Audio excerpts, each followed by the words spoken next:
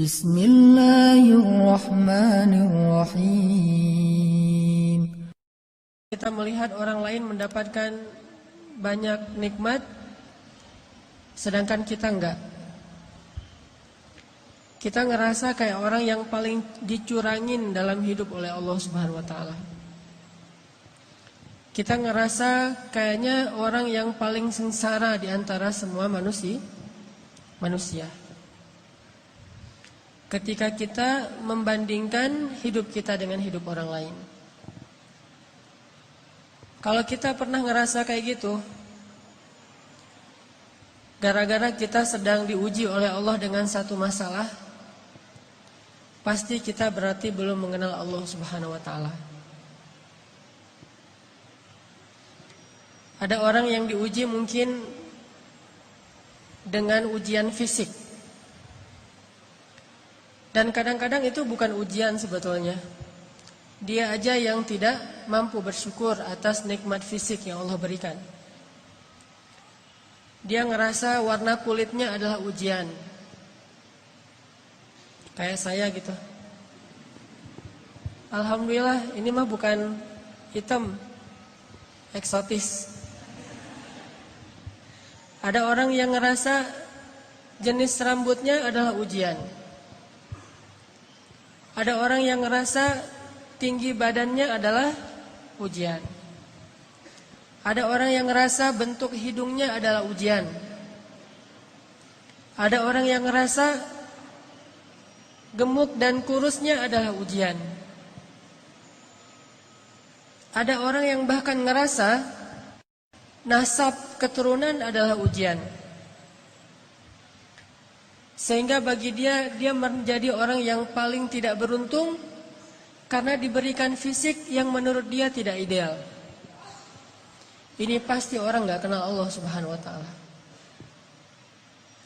Kalau dia kenal Allah Subhanahu wa ta'ala, maka dia akan melihat sebaliknya. Kalau dia kenal Allah Subhanahu wa ta'ala, alih-alih dia mengeluhkan nikmat, justru dia makin bersyukur kepada Allah. Ada juga orang yang merasa dirinya paling menderita karena melihat dirinya orang yang paling tidak beruntung dalam urusan harta. Dia menilai orang lain lebih beruntung karena gajinya lebih besar, karena diberikan nafkah oleh suaminya lebih banyak, karena kendaraannya lebih baik, karena rumahnya lebih luas, karena tempat kerjanya itu lebih bergengsi, karena titel dan gelar-gelarnya itu lebih tinggi, sehingga dia merasa karena hartanya terbatas menjadi orang yang paling sengsara di muka bumi. Ini juga orang yang gak kenal sama Allah. Atau ada juga yang ngerasa dirinya tuh paling menderita karena masih jomblo. Dia cemburu kepada temannya yang nikah. Bahkan dia cemburu kepada temannya yang baru putus. Lo masih mending ngerasain gimana putus. Dah gua jadi juga gak pernah katanya. Jadian juga gak pernah, apalagi putus. Ada banyak banget hal yang dikeluhkan oleh manusia untuk dia ngerasa pantas menyebut dirinya itu sebagai orang yang paling sengsara. Ada banyak hal yang dianggap oleh manusia itu pantas dikeluhin kepada Allah Subhanahu wa taala karena memang dia ngerasa dicurangin oleh Allah Subhanahu wa taala. Abu Ubaidah bin Jarrah kekuasaan sebagai gubernur di Syam, Suriah. Sehingga suatu hari ketika dia sedang memantau keadaan rakyatnya, lagi belusukan, keliling-keliling gitu, Abu Ubaidah pernah melewati suatu hutan yang tidak ada penduduk tinggal di sana. Tiba-tiba Abu Ubaidah bin Jarrah menemukan sebuah gubuk kecil di tengah hutan. Ini lagi lewat nih bersama pasukannya, kayak lagi ada ekspansi gitu. Tiba-tiba ngelihat tiba-tiba Abu Ubaidah melihat sebuah gubuk di tengah hutan. Terus karena penasaran, Abu Ubaidah pun mendekat ke gubuk itu. Dari luar gubuk, Abu Ubaidah mendengar suara seorang laki bertahmid kepada Allah. Dari luar kedengaran ada seorang laki-laki bertahmid kepada Allah. Dia berucap, Alhamdulillah, Alhamdulillah, Alhamdulillah, Alhamdulillah, Alhamdulillah, Alhamdulillah. Terus dia bertahmid, memuji-muji Allah Subhanahu wa Ta'ala. Sehingga akhirnya Abu Ubaidah menjadi kepo. Mulailah Abu Ubaidah stalking, ngepoin, ini siapa nih yang punya akun? Kok postingannya itu positif terus gitu? Postingannya itu memuji-muji Allah. Allah maha baik, Allah baik banget, Allah luar biasa, Allah keren, Allah apa. Terus memuji-muji Allah Subhanahu wa Ta'ala. Terus begitu. Sampai akhirnya Abu Ubaidah penasaran. Maka Abu Ubaidah pun memberi salam, minta izin supaya dibolehkan masuk ke dalam rumah. Assalamualaikum. Waalaikumsalam. Boleh saya masuk? Adkhul, kata Abu Ubaidah. Silakan, silakan. Akhirnya Abu Ubaidah pun masuk ke dalam rumah itu. Sementara prajurit-prajuritnya menunggu di luar. Ketika Abu Ubaidah masuk ke dalam rumah, Abu Ubaidah merasa heran karena dia melihat di dalam rumah itu hanya ada seorang kakek-kakek yang terbaring di atas tanah, nggak punya kasur, bahkan nggak punya tikar, nggak punya bantal, benar-benar terbaring di atas tanah, dan rumahnya kosong, tidak ada perabotan apapun, nggak ada tempat tidur, nggak ada lemari, nggak ada dapur, ya satu ruangan gubuk itu aja. Dan dia melihat seorang kakek-kakek terbaring sedang memuji-muji Allah Subhanahu wa Ta'ala. Ketika Abu Ubaidah mendekat kepada kakek ini, ternyata Abu Ubaidah baru ngeh kakek ini adalah seorang tunanetra, tidak bisa melihat. Lalu dia melihat kaki kakek ini dalam keadaan lumpuh, tidak bergerak.